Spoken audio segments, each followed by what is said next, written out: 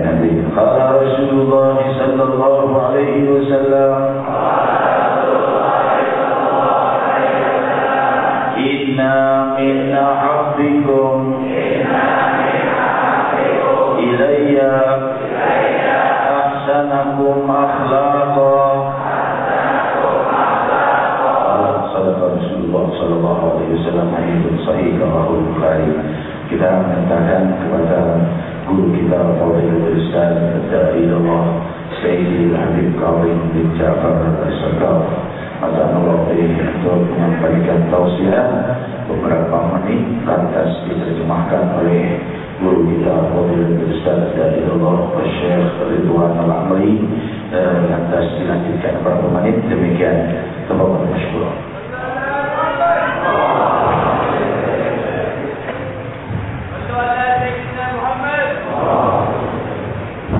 بسم الله الرحمن الرحيم. الحمد لله رب العالمين، والصلاة والسلام على أشرف الأنبياء والمرسلين سيدنا محمد وعلى آله وصحبه أجمعين. سمعنا هذا الحديث العظيم الذي تكلمت به شفتا رسول الله صلى الله عليه وآله وسلم، وفيه بشارة العظمى للمسلمين المؤمنين المسلمين برسول الله صلى الله عليه وسلم. بسم الله الرحمن الرحيم. السلام عليكم ورحمة الله وبركاته. Segala puji bagi Allah Subhanahu wa Ta'ala yang telah mengumpulkan kita di tempat ini. Salawat dan salam kita aturkan kepada hadirat Rasulullah sallallahu alaihi wasallam. Al-Habib Musa Al-Qadhi bin Ja'far Segaf, tamu kita dari Kota Hadramaut Sewu. Beliau membuka pembicaraannya dengan mengucapkan alhamdulillah dan bersalawat kepada Rasulullah sallallahu alaihi wasallam. Kemudian beliau mengatakan, barusan kita tadi sama-sama mendengarkan sabda daripada Rasulullah SAW, yang mana hadis itu keluar dari lisannya Nabi Muhammad SAW, sudah pasti akan membawa keberkahan bagi kita yang mendengarkan hadis dari Rasulullah. وفي هذا الحديث يؤكد النبي صلى الله عليه وسلم إن من أحب أمته إليه أحسنهم أخلاقا. إذن الطوائف التي يحبها النبي صلى الله عليه وسلم من أمته طوائف متعددة، يحب قوام الليل، يحب قراء القرآن، يحب أهل الذكر، لكن من أحبهم إليه صلى الله عليه وسلم أحاسنهم أخلاقا. وفي هذا التأكيد بحرف التوكيد إن من أحبكم إلي أحاسنكم أخلاقا. Kita sama-sama tadi mendengarkan sabda Rasulullah SAW bahwasanya inna min ahabbikum ilayya, sesungguhnya orang yang paling aku cintai dari umatku, yang aku paling cintai kata Rasulullah SAW, walaupun banyak ya, seperti orang yang membaca Al-Quran, itu orang-orang yang dicintai oleh Allah Subhanahu wa Ta'ala. Orang yang banyak berzikir, orang yang dicintai oleh Allah Subhanahu wa Ta'ala. Akan tetapi hadis ini mentakdirkan, memperkuat bahwasanya orang yang paling dicintai oleh Rasulullah SAW dari kalian semua adalah orang yang akhlaknya paling bagus. Walhamdulillah annahu biqudratina wa biistiqaa'atina bi tawfiq Allah azza wa jalla an nahruza mahabbat an-nabi Muhammad sallallahu alaihi wa alihi wasallam بواسطة تحسين أخلاقنا، فنحن نقدر أن نصل إلى رتبة أن نكون محبوبين عند رسول الله صلى الله عليه وسلم بأمر بسيط جدا، وهو تحسين أخلاقنا مع الناس. Alhamdulillah, dari taufik dari Allah Subhanahu wa Ta'ala, Allah memberikan kepada kita kemudahan untuk bisa kita berbuat amal-amal yang baik, sehingga kita menjadi orang-orang yang dicintai oleh Rasulullah SAW. Maka ketahuilah, apabila kita ingin dijadikan orang-orang yang paling dicintai oleh Allah Subhanahu wa Ta'ala, ini ada jalur yang paling cepat, yaitu wasitahnya adalah bagaimana kita memperbagus akhlak budi pekerti kita sebagaimana Rasulullah SAW. نحن نقدر أن نكون من أصحاب الأخلاق الحسنة، بل ندعو الله عز وجل أن يحسن أخلاقنا كما علمنا النبي محمد صلى الله عليه وسلم: إذا نظرنا في المرآة فرأينا حسن خلقنا خلق كامل في الإنسان، لقد خلقنا الإنسان في أحسن تقويم. كلما نظرنا في المرآة فرأينا هذه النعمة نطلب من الله النعمة الباطنة، فنقول كما علمنا هو صلى الله عليه وسلم: اللهم كما حسنت خلقي فحسن خلقي. فإن الخلق الصورة الظاهرة والخلق الصورة الباطنة للإنسان. صورتك الباطنة أخلاقك، صفاتك، معاملاتك مع الناس. إذا صورتك الظاهرة هذا صورتك الظاهرة، هذه ليس العبرة بها، لأن هذه الصورة الظاهرة ستدفن في التراب وسيكونها الجود وسط القبر وستنتهي في القبور إلا حافظ القرآن والعالم العامل والشهيد. لكن الصفات الباطنة هذه التي تتبقى معك في روحك، تترقى بها في البرزخ وتترقى بها في الجنة إلى أن تصير أقرب الناس إلى النبي محمد صلى الله عليه وسلم. Kita semua mampu untuk mengajak orang bagaimana mereka bisa mencontoh akhlak Rasulullah SAW yang baik. Sebagaimana Allah Subhanahu wa Ta'ala menciptakan yaitu manusia dengan bentuk dan rupa yang paling terbaik. Laqad khalaqnal insana fi ahsani taqwim. Maka manusia diciptakan oleh Allah Subhanahu wa Ta'ala melebihi daripada makhluk Allah yang lainnya. Maka dari itu kita diajarkan oleh baginda Rasulullah SAW, apabila seorang mukmin dia berkaca di depan kaca, dia melihat bentuk dan rupa yang diberikan oleh Allah Subhanahu wa Ta'ala kepada dirinya, akan tetapi surah zahirah, yaitu bentuk rupa yang zahir yang terlihat, maka jangan lupa juga ada surah yang batinah, yaitu akhlak budi pekerti yang baik. Sehingga Nabi Muhammad SAW mengajarkan kepada kita suatu doa apabila kita berkaca, Allahumma kama ahsanta khalqi fa ahsin khuluqi. Ya Allah, sebagaimana Engkau perbaik bentuk dan rupaku, Engkau indahkan bentuk dan rupaku, Engkau perbaiki juga bagaimana batinku, yaitu dengan akhlak yang mulia. Ketahuilah, surah yang zahirah yang apabila rupa kita kurang baik, niscaya akhirnya kita meninggal dunia. Apabila dikubur, selesai itu bentuk dan rupa yang tidak baik. Akan tetapi surah yang batinah, bentuk rupa yang batin yang tidak terlihat kecuali dilihat oleh orang-orang tertentu, dilihat oleh Allah Subhanahu wa Ta'ala, yaitu akhlak yang mulia, itulah terus terbawa kepada orang ini sampai nanti hari kiamat berjumpa dengan Allah Subhanahu wa Ta'ala. Sebagaimana kita merawat diri kita, merawat bentuk rupa kita pun kita diajarkan oleh baginda Rasulullah SAW untuk memperbaiki akhlak kita, budi pekerti kita, sehingga Allah Subhanahu wa Ta'ala melihat bukan hanya zahir kita, akan tetapi melihat batin kita. ولما كان النبي صلى الله عليه وسلم يعلم منزلة الأخلاق عند الله عز وجل، كان دائما يدعو ربه أن يحييه بأحسن الأخلاق، وكان يدعو ربه دائما ويقول اللهم اهدني إلى أحسن الأخلاق لا يهدي إلى أحسنها إلا أنت، واصرف عني سيئها لا يصرف عني سيئها إلا أنت. ولما دعا ربه عز وجل وأعطاه ربه الخلق الحسن امتحنه الله، فأوذي من الكفار صبر، أوذي من المنافقين صبر، أوذي من بعض أقاربه كأبي لهب وغيره صبر. ولما صبر وتخلق بالأخلاق الكاملة التي لا يقدر أن يتخلق بها مخلوق، جاءت الشهادة الكبرى من رب العالمين وأثنى عليه ربه سبحانه وتعالى في القرآن الكريم، فقال له ربه وإنك لعلى خلق عظيم. النبي يعبد ربه كثير، عبادة كثيرة ليست كعباداتنا، يقوم من الليل حتى تتورم قدمه. النبي عنده علم كثير، علوم الأولين والآخرين التي لا توجد عند الأنبياء، لكن مع ذلك ربه سبحانه وتعالى إنما أثنى عليه بالأخلاق، ما قاله وإنك لعلى دين عظيم، مع أن دين الإسلام أعظم دين، ما قال وإنك لعلى علم عظيم وإنك لعلى عبادة، قال وإنك لعلى خلق عظيم، أخلاقه عظيمة. نحن أخلاقنا حسنة مع الناس، أما هو أخلاقه عظيمة. نحن لا نقدر أن نتخلق بأخلاق رسول الله صلى الله عليه وسلم، لأنها أخلاق النبوة. نحن نتخلق بالأخلاق الحسنة، نتبسم مع الناس، ننفع الخلق، ندعو الناس إلى الله، لا نؤذي أحدا من الخلق، يكفي أن خالق الناس بخلق حسن. حتى النبي صلى الله عليه وسلم ما قال الخالق والناس بخلق عظيم، لأن الخلق العظيم خلق الرسول، نخالق الناس بخلق حسن، نتبع النبي صلى الله عليه وسلم في أخلاقه، ولا يقدر الإنسان مهما اتبع النبي أن يصل إلى رتبة النبي. رتبة النبي رتبة مغلقة، لكننا نتدرب إليه حتى نكون أقرب الناس إليه. والحمد لله الحمد لله الحمد لله نقدر أن نكون من أقرب الناس إليه بالأخلاق، وهي بسيطة، ونقدر أن نكون من أقرب الناس إليه بالصلاة عليه صلى الله عليه وسلم. إذا كثرنا من الصلاة عليه سنكون قريبين. بعض الناس قريب من رسول الله من وجوه متعددة، أخلاقه حسنة قريب من الرسول، يكثر الصلاة والسلام على الرسول قريب من الرسول، يقرأ القرآن قريب من الرسول.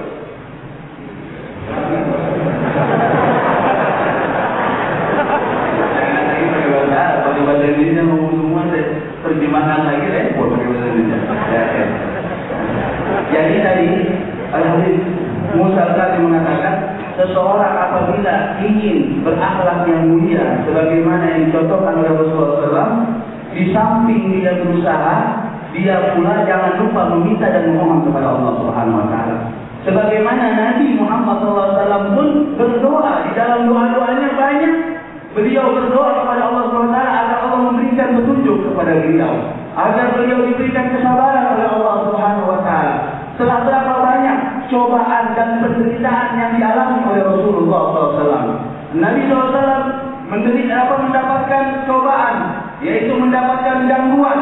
Maka Nabi SAW dia sabar untuk menghadapi gangguan daripada orang-orang kafir Quraisy. Akan tetapi segala gangguan yang dialami oleh Rasulullah SAW dan penderitaan yang dirasakan oleh Nabi Muhammad SAW, itu semua dihadapi oleh Nabi Muhammad SAW, yaitu orang-orang kufar bermuamalah di hadapan Nabi Muhammad SAW dengan bermuamalah yang tidak baik. Tingkah laku mereka yang buruk kepada Nabi Muhammad SAW. Akan tetapi dengan akhlaknya Rasulullah SAW, Rasulullah tidak membalas dengan sesuatu yang tidak baik.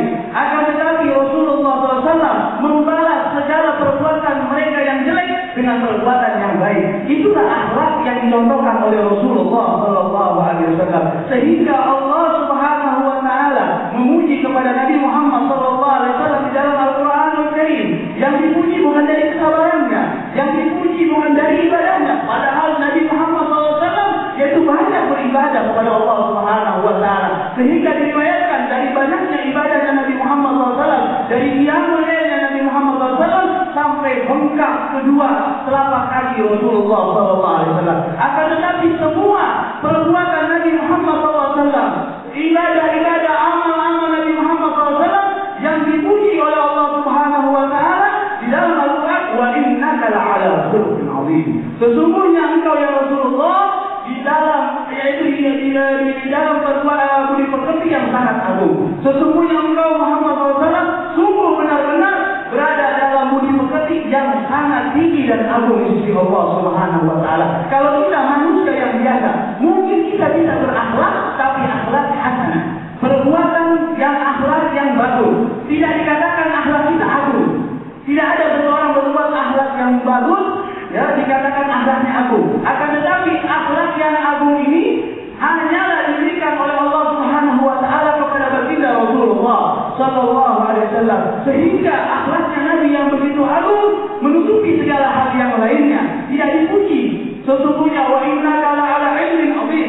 Sesungguhnya engkau di dalam ilmu yang begitu agung. Sesungguhnya engkau dalam sabar yang azim. Akan tetapi Allah Subhanahu Wa Taala memuji kepada Nabi Muhammad Sallallahu Alaihi Wasallam, wa innaka la'ala khuluqin 'azim. Maka perbuatan yang diberikan oleh Allah Subhanahu Wa Taala kepada pujian kepada Nabi Muhammad Sallallahu Alaihi Wasallam, bagaimana akhlaknya Nabi Muhammad Sallallahu Alaihi Wasallam, sehingga mereka yang tadinya musuh-musuh Nabi Muhammad Sallallahu Alaihi Wasallam, orang-orang kafir masuk ke dalam agama Islam, mereka taat kepada Nabi Muhammad Sallallahu Alaihi Wasallam. Karena apa? Bukan dari hanya kesabaran Nabi, melihat bagaimana akhlaknya Rasulullah Sallallahu Alaihi Wasallam. Wal akhlaqul hasanah أثقل شيء في الميزان يوم القيامة. صاحب الخلق الحسن يمكن بأخلاقه الحسنة مع الناس، ابتسامته، كف الأذى، عمل الخير، ممكن أن يدرك منزلة الصائم القائم. رجل حسن الخلق في النهار، ورجل في النهار يصوم ولكنه سيء الخلق، هذا سيفوز عليه. ممكن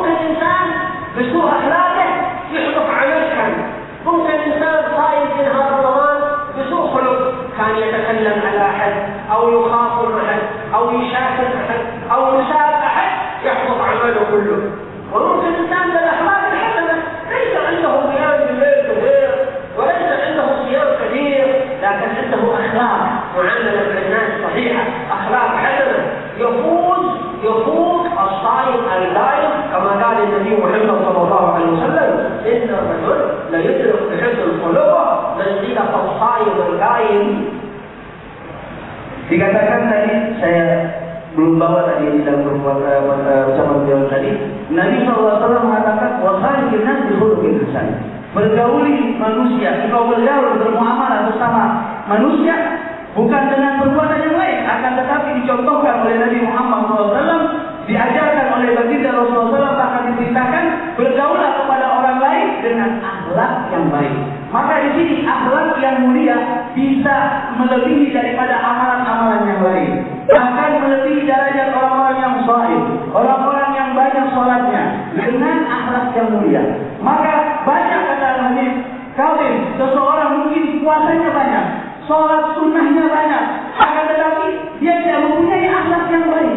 Maka ini derajatnya rendah di sisi Allah Subhanahu wa Ta'ala dibanding orang yang tidak banyak berpuasa, tidak banyak sholat yang sunnah, akan tetapi akhlaknya mulia, budi pekertinya agung. Maka orang ini derajatnya lebih tinggi di sisi Allah Subhanahu wa Ta'ala, sebagaimana yang disabdakan oleh baginda Rasulullah SAW. Ada sebagian manusia, kata Nabi Muhammad SAW, seseorang, yaitu mau laki-laki maupun perempuan, dia dengan akhlaknya yang baik bisa melebihi daripada derajat shaimin wal ghaibin, derajatnya orang-orang yang berpuasa dan derajatnya orang-orang yang bangun di malam hari. لذلك لا يكون الإنسان صاحب خلق حسن حتى تكون أخلاقه عن كل الناس يعرف أخلاقه مثل النبي محمد صلى الله عليه وسلم.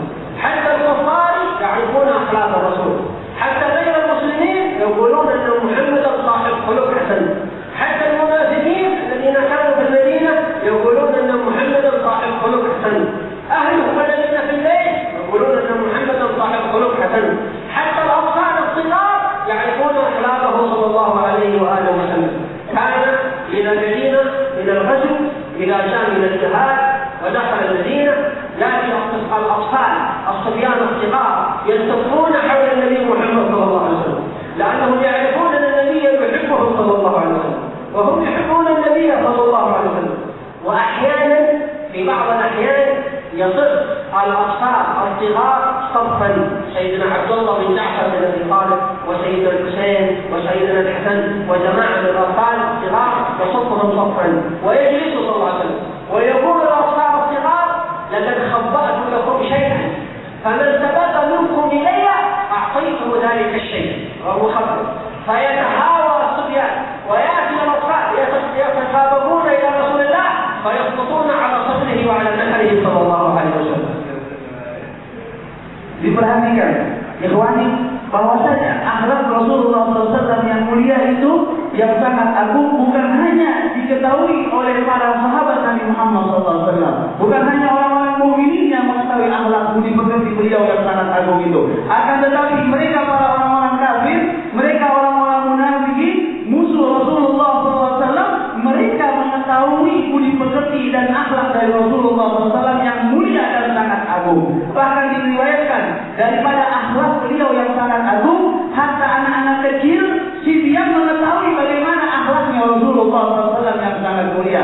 Sehingga Rasulullah SAW punya kebiasaan kalau beliau pulang dari peperangan, itu beliau kumpul semua para sibyan, anak-anak kecil, ya, yang masih umur kecil, mereka berbaris di hadapan Nabi Muhammad SAW. Terkadang di barisan depan itu Sayyidina Ja'far bin Abi Thalib, Sayyidina Hasan bin Husain, dan beberapa orang lagi sahabat. Sofyan itu ada bertiga, dan Rasulullah SAW duduk di hadapan mereka. Sambil melihat mereka semua, Rasulullah mengatakan seperti sayembara di hadapan mereka, "Hei anak-anak, sesungguhnya aku menyembunyikan sesuatu di ketiakku ini atau di pakaianku. Barang siapa yang cepat mengambil apa yang aku sembunyikan, maka dia akan mendapatkan hadiah dariku. Silakan dia mengambil sesuatu yang aku sembunyikan."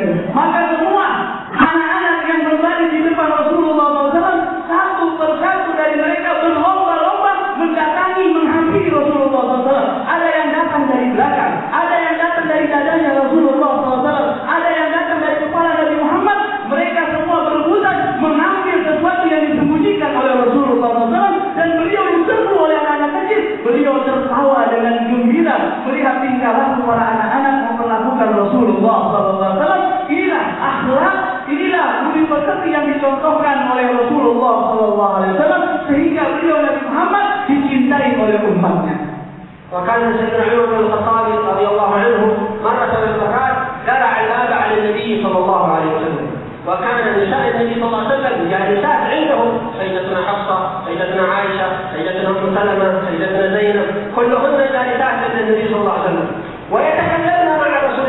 ويرفعن أصواتهن في حضرة رسول الله صلى الله عليه وسلم لأنهن أزواج يتكلمن يرفعن أصواتهن. فسمعوا حس سيدنا عمر بن الخطاب داخل سمعوا حس سيدنا عمر.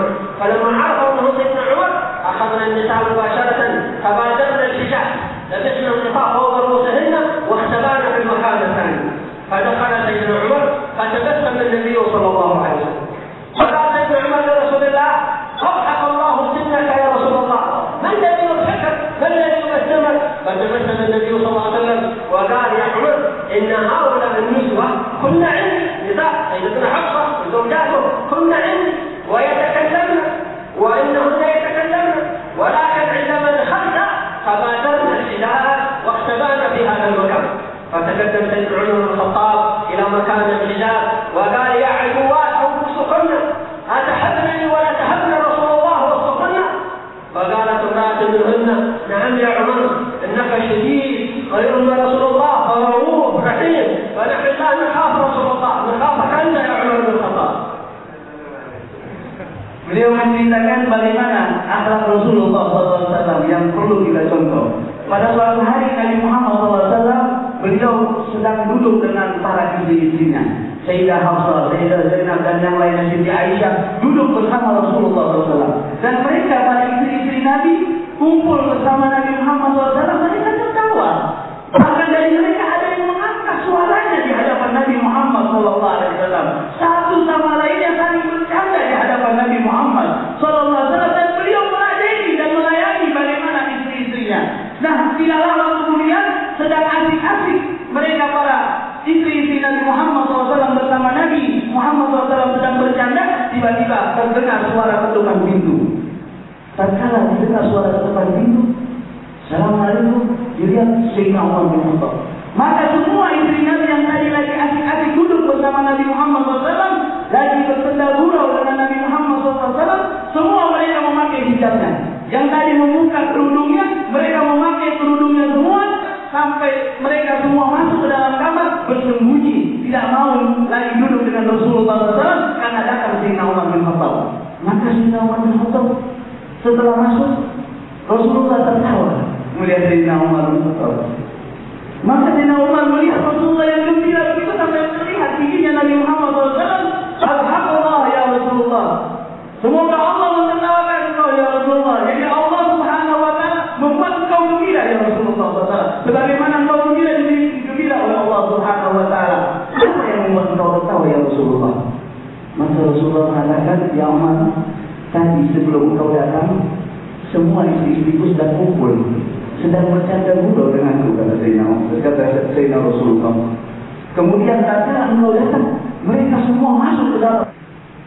Maka Sayyidina Umar mengatakan, berteriak dari depan Sayyidina Umar, hei para istri Nabi, kalian lebih takut kepadaku daripada kepada Rasulullah SAW. Rasulullah lebih berhak, lebih pantas untuk ditakuti daripada aku. Maka menyaut salah satu daripada istri-istri Nabi Muhammad SAW, ya Umar, benar, kami lebih takut sama engkau ya Umar. Kami tidak takut dari Rasulullah SAW, karena kami mengenal engkau adalah orang yang syedid, engkau orang yang keras ya Umar. Maka kami takut nanti kalau kami tertawa engkau akan memarahi kami. Akan tetapi kalau kami tertawa, kami bercanda di hadapan suami kami yaitu Rasulullah SAW, Rasulullah tidak pernah memarahi kami. Maka Sayyidina Umar bin Khattab melihat keadaan ini, beliau berdiam. وكانت أخلاقه صلى الله عليه وسلم مع الكل حتى مع المنافقين. كان في المدينة منافق اسمه عبد الله بن أبي سلول، مذكور في كتب التفسير والسيرة، وكان ابنه صالح اسمه سيدنا عبد الله بن أبي.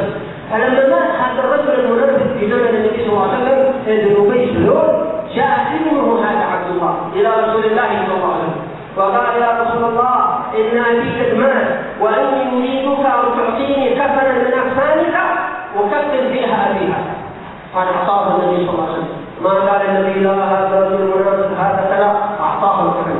قالوا إنك أن تشهد جنازته، قال فأشهد جنازته ولو أخبرتني لذهبت إلى بيت. فذهب النبي إلى الجنازة، ولما أراد أن يتقدم في الجنازة كان سيدنا عمر بن الخطاب رضي الله عنه وارضاه قوي في دين الله، لا تخوض بالله لومة لائم، صريح في قول الحق، ويكبر أقبل سيدنا عمر إلى النبي صلى الله عليه وسلم وأخذ بمنصب الرسول وكان يذكر النبي يا رسول الله هذا الذي يبذلون المنافق هل ستصلي عليه يا رسول الله؟ هل ستصلي عليه يا رسول الله؟ قال النبي صلى الله عليه وسلم نعم يا عمر النبي رحمه نعم يا عمر إني لو أنهى عن الصلاة عليهم عاد ما نزلت الآية النهي عن الصلاة عليه وصلى عليه صلى الله عليه وآله وسلم صلى على ذلك المنافق من أخلاقه وأعطاه قميص الرسول الجليل اللي كتبه أعطاه ابن عبد الله قال كفنوه في هذا القميص وكفنه بالقميص وصلى عليه وفي رواية خرج معه إلى القبر خرج معه حتى لحقه في القبر الرسول ثم نزلت الآية ولا تصلي على أحد منهم مات أبدا ولا تقوم على قبره حتى قال بعض المفسرين أن هذا ابن أبي قال بعض المفسرين أن الله قد غفر له بفاضه وبركت صلاة النبي محمد صلى الله عليه وسلم ورفع عنه العذاب في القبر وبركت قميص الرسول محمد صلى الله عليه وسلم انظر إلى أخلاقه صلى الله عليه وسلم. Diriwayatkan bahwasanya daripada akhlaknya Rasulullah SAW pernah satu kali Rasulullah SAW didatangi daripada anak Rais Munafikin yaitu Abdullah bin Ubay. Ini Rais Munafikin terkenal di kota Madinah, dia meninggal dunia. Setelah dia mati, maka anaknya datang mati Rasulullah SAW. Ya Rasulullah, aku minta kain kafan untuk mengkafani ayahku yang sudah meninggal dunia. Maka Rasulullah SAW mengatakan, baik dari akhlaknya Rasulullah. Padahal Rasulullah ini orang munafik. Maka diberikan kain oleh Rasulullah SAW untuk mengkafani ayahnya yang meninggal itu. Padahal ibu munafikin. Maka kata Rasulullah SAW daripada akhlaknya, coba engkau memberitahu kepadaku sebelumnya, maka aku akan datang dan menyolati ayahmu itu. Maka Rasulullah bilang, ya Rasulullah, boleh disolati. Maka Rasulullah datang ke kuburannya. Sudah selesai dikafan dan semuanya sudah dikuburin, Rasulullah datang ke kuburnya dan menyolatkan, yaitu kepada Rais Munafikin. Sedangkan Rasulullah SAW sholat di atas kuburnya itu, ya dekat kuburannya di Rais Munafikin, Sayyidina Umar yang betul-betul syedid, ya mengetahui hal ini, mengingatkan kepada Rasulullah SAW. Ya Rasulullah, kau tahu ini munafik. Abdullah bin Ubay, Rais Munafikin, kenapa kau sholatkan? Kata Rasulullah SAW, ya Umar, belum ada larangan dari Allah Subhanahu Wa Taala untuk aku menyolatkan kepada walaupun dia orang munafik. Maka disolatkan oleh Rasulullah SAW sebelum turun ayat, ya, wala tusalli ala ahadin, wala tusalli ala ahadin minhum mata abadan, wala taqum ala qabrihi. Jangan sekali-kali kalian menyolatkan salah satu dari orang munafik. Rasulullah tak boleh menyolatkan kepada jenazah yang dari orang munafik dan tidak boleh berdiri di dekat kuburannya, yaitu sholat di dekat kuburan mereka. Maka dikatakan oleh ahli tafsir setelah turun ini ayat, maka beruntung kepada Rais Munafikin Abdullah bin Ubay, dikatakan bahwasanya dia mendapatkan ampunan dari Allah Subhanahu Wa Taala berkat sholatnya Rasulullah SAW kepada beliau ini. Maka mendapatkan ampunan dari Allah Subhanahu Wa Taala. Lihat akhlaknya Rasulullah SAW. Dia tahu ini orang munafik, tapi dia mendatanginya, bukan hanya memberikan kafan dan menyolatkannya itu kepada orang munafik. لذلك نحن علينا أن نتخلق بهذه الأخلاق. كيف نتخلق بالأخلاق؟ هو دائما ندعو ربنا أن يتكرم علينا بمحاسن الأخلاق. دائما ندعو ربنا في السجود بعد الصلوات، اللهم اهدنا لأحسن الأعمال والأخلاق لا يهدي لأحسنها إلا أنت، واصرف عنا سيئها لا يصرف عنا سيئها إلا أنت. إذا جئنا في المرآة رأيت كيف أكرمك الله بأحسن تكوين صورة الإنسان الآدمي، أعظم صورة تصل من الله الباطن، أعظم من الصورة الظاهرة.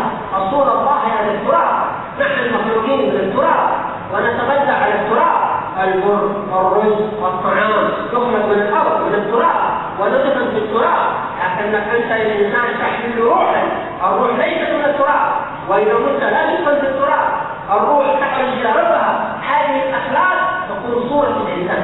دائما إذا رأيت وجهك في المرآة تقول اللهم صل حسن قلبي وحسن قلبي، ثم تتعامل مع الناس بالأخلاق، مع الوالدين بالأخلاق، مع الأقارب بالأخلاق، مع الجيران بالأخلاق، تصبر قليلا، تبذل الابتسامة، الكف، تعمل الخير، يرفعك الله المراتب العالية وإن كنت لا تقوم في الليل 3 ساعات ولا 4 ساعات، وإن كنت لا تصوم في النهار أشهر معدودة، يرفعك الله وبركة الأخلاق، لأنك تجبر خواطر المسلمين، تدخل السرور على المسلمين بالأخلاق. صاحب القلوب يحبه الله سبحانه وتعالى، والذي ليس عنده أخلاق عبوس تنطريق وجهه يؤذي لا يحبه الله عز وجل. Maka kita berusaha bagaimana agar akhlak kita menjadi akhlak yang baik, sebagaimana akhlak yang dicontohkan oleh baginda Rasulullah SAW. Kita selalu memohon dan meminta kepada Allah Subhanahu Wa Taala. Di samping kita berusaha, kita juga berdoa, sebagaimana baginda Rasulullah SAW mengajarkan kepada kita bagaimana beliau berdoa meminta kepada Allah Subhanahu Wa Taala untuk diberikan petunjuk menjadi amalan-amalan yang paling baik, di antaranya yaitu berakhlak yang mulia. Maka Rasulullah SAW mengajarkan kepada kita tadi yang tahu oleh kami bagaimana apabila seseorang ingin bercermin, ya doanya Allahumma kama ahsanta khalqi wa ahsin khuluqi, maka sebagaimana engkau memperbaiki yaitu bentuk dan rupamu ya Allah, perbaiki juga akhlakku. Yang zahir minta diperbaiki oleh Allah, yang batinnya pun juga minta diperbaiki. Kita adalah manusia, tidak sama dengan hewan. Kita tidak sama dengan tumbuh-tumbuhan. Tumbuh-tumbuhan kalau mereka mati kembalinya kepada turab. Mereka semua binatang akan menjadi turab, akan kembali menjadi tanah. Itu pohon-pohonan kalau mati akan kembali menjadi tanah. Akan tetapi engkau wahai manusia, apabila engkau meninggal dunia, engkau bukan kembali kepada turab. Akan tetapi engkau ruhmu walaupun jasadmu diliang-lahatkan ke dalam turab, akan tetapi ruhmu ta'aluk ila Allah Subhanahu Wa Taala. Yaitu engkau punya ruh naik ke atas menghadap Allah Subhanahu Wa Taala. Akan menghadap Allah Subhanahu Wa Taala apabila sebagaimana kita Allah kita, yaitu santapan rohani kita, akhlak yang mulia yang telah dicontohkan oleh baginda Rasulullah SAW, itu akan mengangkat derajat kita. Tadi dikatakan bahwasanya dengan akhlak yang mulia seseorang bisa mengalahkan daripada amalan-amalan yang tadi, amalan puasa, amalan daripada amalan salat, qiyamul lail. Mungkin engkau bisa salat membutuhkan sholat engkau 4 jam, mungkin harus berdiri sholat 4 jam, atau berpuasa sekian bulan engkau berpuasa sunnah. Akan tetapi dengan perbuatan akhlak yang mulia, budi pekerti yang bagus yang dicontohkan oleh Rasulullah SAW, bisa mempercepat naiknya derajatmu di sisi Allah Subhanahu Wa Taala. Maka dari itu marilah kita berusaha sebagaimana zahir kita diperbaiki oleh Allah Subhanahu Wa Taala dalam bentuk rupa yang baik. Jangan lupa juga kita memperbaiki yaitu bentuk batin kita, akhlak kita yang telah dicontohkan oleh baginda Rasulullah SAW. Bagaimana kita bisa berakhlak yang mulia sebagaimana akhlaknya Rasulullah SAW. Insyaallah hadal majlis al-mubarak يفرح الرسول محمد صلى الله عليه وسلم وخصوصا الحاضرين فيه شباب. الرسول صلى الله عليه وسلم نصره الشباب عندما جاءت البعثة كانوا الشباب مع الرسول حتى قال صلى الله عليه وسلم بعثت يوم بعثت فحالفني الشباب وخالفني الشيوخ. قال المنظومة الشباب كانوا نوعين حتى في غزوة بدر كما روى الإمام البخاري كانوا شبابا يحبون النبي محمد صلى الله عليه وسلم محبة شديدة محبة كبيرة. قال سيدنا عبد الرحمن بن عوف كما روى البخاري في صحيحه كنت في غزوة بدر واقفا في الصف. قال كان عن يميني شاب وعن يساري شاب. الشاب هذا الذي عن يميني يكلمني يقول لي عبد الرحمن بن عوف ده كلام خفيف وصوت لا يريد ان يسمعه احد. قلت لبيك وتحتيت. قال يا عبد الرحمن اين ابو جهل؟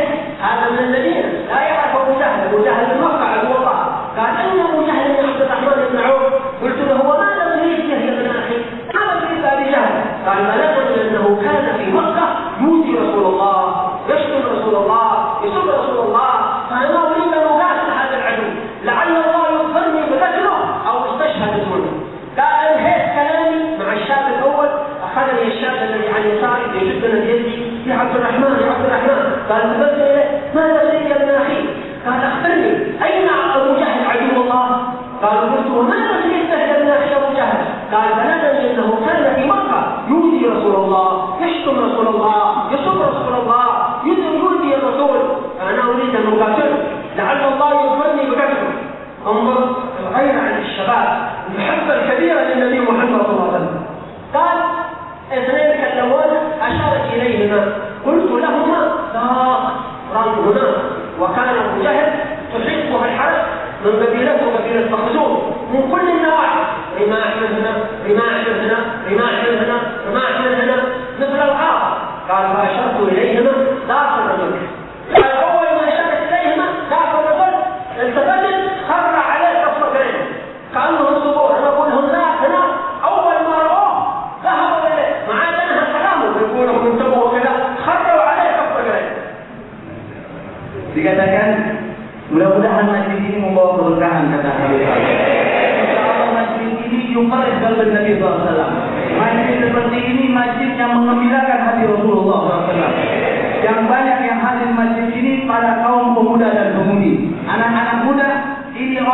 ngapain cintai sama Nabi Muhammad SAW?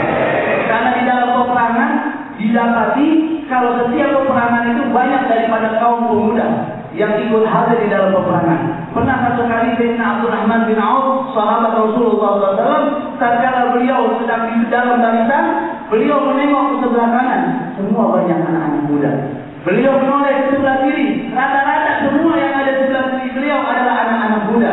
Maka tiba-tiba sedang asyiknya menghadapi, sudah siap mau menghadapi musuh, tiba-tiba ada sikutan dari samping kanannya Sayyidina Abdurrahman bin Auf. Ada yang nyolek-nyolek sama Sayyidina Abdurrahman bin Auf. Maka Sayyidina Abdurrahman bin Auf menoleh ke sebelah kanannya. Dia lihat ada anak masih kecil, belum begitu besar, masih umur belasan tahun. Maka apa yang kau mau? Apa yang kau inginkan, wahai anak muda? Abdurrahman bin Auf, coba kasih tahu sama saya, mana yang namanya Abu Jahal? Ini anak muda ikut perang mau cari mana yang namanya Abu Jahal. Ngapain kau nyari-nyari Abu Jahal? Kata Sayyidina Abdurrahman bin Auf.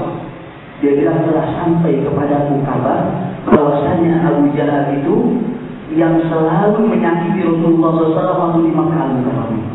Waktu di kota Mekah, waktu Rasulullah masih di Mekah belum hijrah ke Madinah, telah sampai kabar kepadaku bahwasanya Abu Jahal ini orang yang selalu menyakiti Rasulullah, orang yang selalu mengganggu Rasulullah. Maka tolong kau kasih tahu kepadaku, ya Abdurrahman, mana itu Abu Jahal? Mau ngapain? Aku mau membunuhnya. Belum selesai ini anak ngomong, corekan lagi dari sebelah kiri. Nah, ada apa ini? Sayyidina Abdurrahman menoleh dari sebelah kiri, anak muda juga. Pertanyaannya sama dengan yang sebelah kanan. Sayyidina Abdurrahman bin Auf, mana yang namanya Abu Jahal? Ngapain kau cari Abu Jahal? Telah sampai kepadaku bahwasanya si Abu Jahal ini adalah musuh Allah yang banyak sekali menggoda dan mengganggu Rasulullah SAW dan menyakiti Rasulullah di Mekah. Maka Sayyidina Abdurrahman bin Auf melihat, lihat semangat dari si anak muda ini. Tidak lama kemudian Sayyidina Abdurrahman bin Auf melihat itu yang namanya Abu Jahal dikelilingi oleh para musuh-musuh yang lain mengelilingi, yaitu Abu Jahal. Panah di sebelah kanannya, panah sebelah kirinya Abu Jahal. Maka tatkala Sayyidina Abdurrahman bin Auf melihat Abu Jahal mengatakan kepada yang sebelah kanannya, hei anak muda, itu Abu Jahal. Belum sempat memberi saran, memberikan petunjuk, hei hati-hati Abu Jahal ini, belum sempat ngomong kayak gitu, langsung itu anak muda nggak pakai tawar-menawar, langsung terjun, langsung dihadapi itu Abu Jahal. Dia lemparkan tombaknya ke dadanya Abu Jahal. Yang anak yang kiri nanya mana Abu Jahal itu, langsung dia terbang menghadapi yang namanya Abu Jahal. Dia serang, dia ini membunuh Abu Jahal. Kenapa? Karena kebenciannya kepada Abu Jahal. Kenapa? Karena Abu Jahal selalu menyakiti Rasulullah SAW. Lihat kaum pemuda di saat Nabi Muhammad SAW, di masa Nabi Muhammad SAW, mereka rela mengorbankan nyawa mereka demi Nabi Muhammad SAW. Mereka para pemuda-pemuda yang sangat dicintai oleh Rasulullah SAW. إلى آخر القصة فنكتفي بهذا، لكننا نأخذ صورة على أنه حتى الشباب كانوا يحبون النبي محمد صلى الله عليه وسلم، وفي قلوبهم الغيرة على رسول الله صلى الله عليه وسلم، وعندهم الأخلاق الحاملة مع رسول الله. فنحن نسأل الله أن يسلمنا وإياكم تلك الأخلاق إن شاء الله، ويجبنا تلك الآداب إن شاء الله، ويسقينا من حال ذلك الشراب إن شاء الله، ويرزقنا كمال المحبة لعالي الجناب محمد صلى الله عليه وسلم، ويفتح على الكل الحاضرين إن شاء الله العارفين إن شاء الله، ويجعل كل واحد منا ومنكم إن شاء الله عبدا صالحا وليا محبوبا عند الله سبحانه وتعالى، ويجعل أهالينا وأهاليكم مجردين محبوبين إن شاء الله. ثم بعد ذلك أولادنا وأولادكم بعد ذلك نجعلهم نسأل الله يجعلهم كذلك صالحين محبوبين عند الله، محبوبين عند النبي محمد صلى الله عليه وسلم، محبين للنبي محمد صلى الله عليه وسلم. كل واحد منا أهله يدعوهم حتى يحبون النبي صلى الله عليه وسلم، ثم أولاده يعلمهم محبة النبي صلى الله عليه وسلم، وجيرانه يعلمهم محبة النبي صلى الله عليه وسلم. أحلى شيء في الدنيا محبة النبي محمد صلى الله عليه وسلم وأخلاق النبي صلى الله عليه وسلم. نسأل الله تعالى أن يجعلنا وإياكم من هؤلاء الصالحين إن شاء الله، وأهالينا من الصالحين إن شاء الله، وذرارينا من الصالحين إن شاء الله، ويحفظ المسلمين في مشارق الأرض ومغاربها إن شاء الله، ويحفظ هذا البلد العظيم المبارك بلد إندونيسيا، يحفظه من جميع الشرور إن شاء الله ومن جميع الأشرار إن شاء الله، ويحفظ أهله سائر بلاد الإسلام، ويحفظ حبيبنا منذر إن شاء الله، يحفظه من كل مكروه ومن كل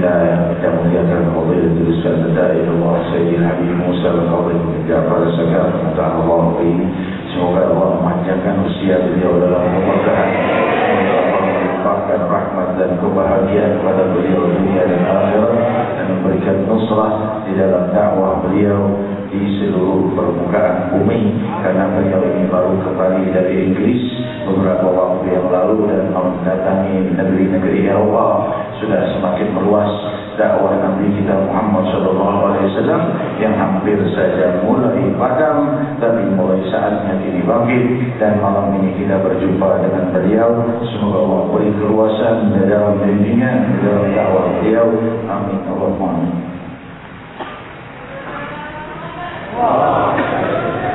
Assalamualaikum warahmatullahi wabarakatuh.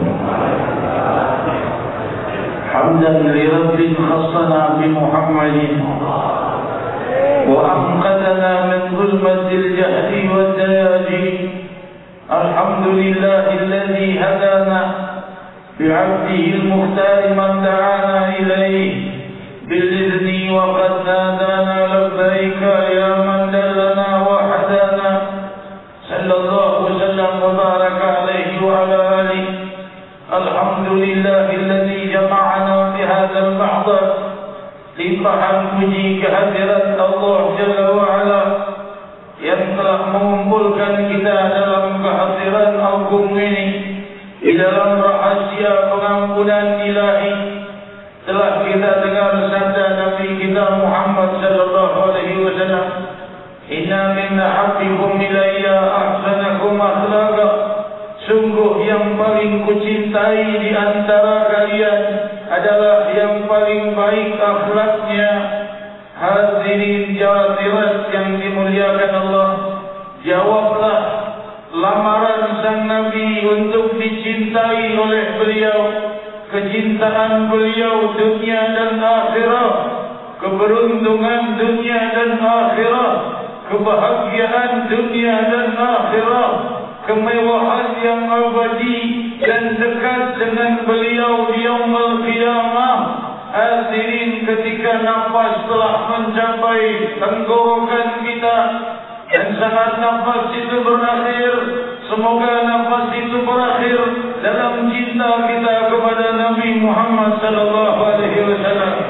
Bagaimana riwayat Sahihul Bukhari, Rasul sallallahu alaihi wasallam memuji kaum Ansar, man ahabbahu mahabbahu Allah wa man abghadahu abghadahu Allah. Barang siapa yang mencintai kaum Ansar, maka mereka dicintai Allah. Barang siapa yang membenci kaum Ansar, maka mereka dibenci Allah. Ini kaum Ansar, lebih-lebih lagi Sayyidina Muhammad. Dan siapa yang mencintai beliau akan dicintai Allah. Rabbi, halalkan sanubari kami untuk selalu mencintai Nabi kami Muhammad, dan bukakan bagi kami gerbang keluasan cintamu kepada kami, karena kami mencintai Nabi Muhammad. Ya Rahman Ya Rahim Ya Dzal Jalali wal Ikram, kita bermunajat kepada Allah, memohon pengampunan atas dosa-dosa kita dan dosa saudara-saudari kita muslimin muslimat yang terjebak dalam dosa dan kesalahan, yang barangkali sebab perbuatan mereka mulai muncul lagi musibah di permukaan bumi Indonesia ini. Maka Rabbi, kami meminta pengampunan untuk kami dan muslimin muslimat yang berdosa, mereka yang terjebak dalam kemaksiatan, hujani dengan hidayah. Mereka yang terjebak dalam perzinahan, hujani mereka dengan taubah. Mereka yang terjebak di dalam perjudian dan segala kemungkaran dan kerusakan akidah, limpahi mereka dengan hidayah dan rahmah.